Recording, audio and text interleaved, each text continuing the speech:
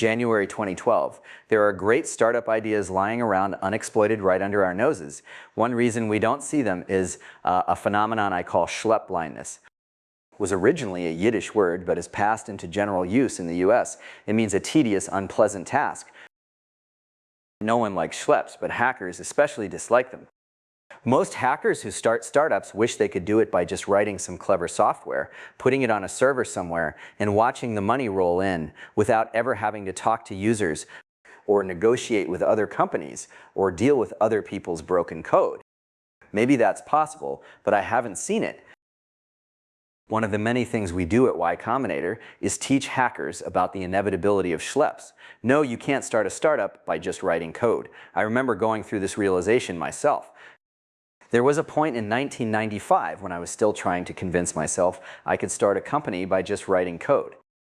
But I soon learned from experience that schleps are not merely inevitable, but pretty much what business consists of. A company is defined by the schleps it will undertake.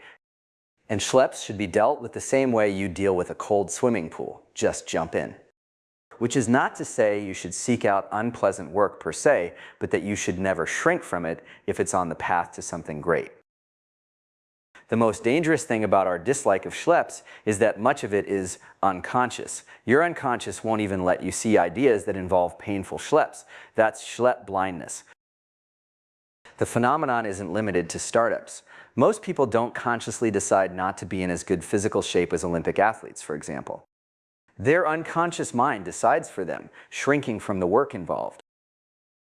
The most striking example I know of Schlep blindness is Stripe, or rather Stripe's idea. For over a decade, every hacker who'd ever had to process payments online knew how painful the experience was. Thousands of people must have known about this problem, and yet when they started startups, they decided to build recipe sites, or aggregators for local events. Why work on problems few care much about and no one will pay for, when you could fix one of the most important components of the world's infrastructure? Because Schlep blindness prevented people from even considering the idea of fixing payments. Probably no one who applied to Y Combinator to work on a recipe site began by asking, should we fix payments or build a recipe site, and chose the recipe site. Though the idea of fixing payments was right there in plain sight, they never saw it because their unconscious mind shrank from the complications involved. You'd have to make deals with banks. How do you do that? Plus, you're moving money, so you're going to have to deal with fraud and people trying to break into your servers.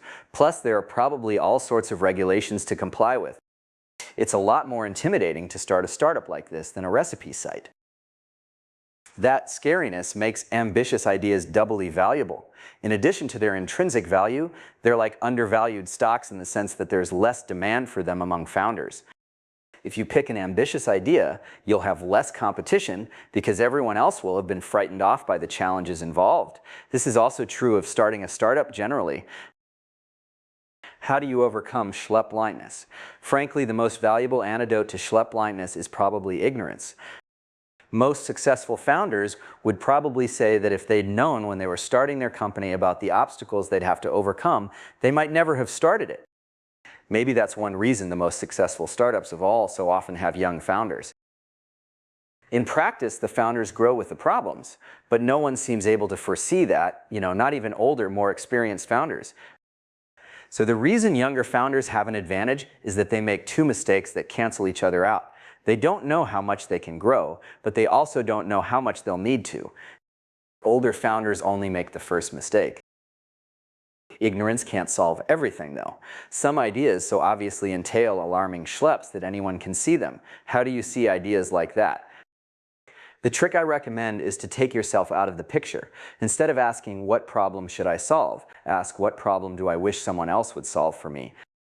If someone who had to process payments before Stripe had tried asking that, Stripe would have been one of the first things they wished for.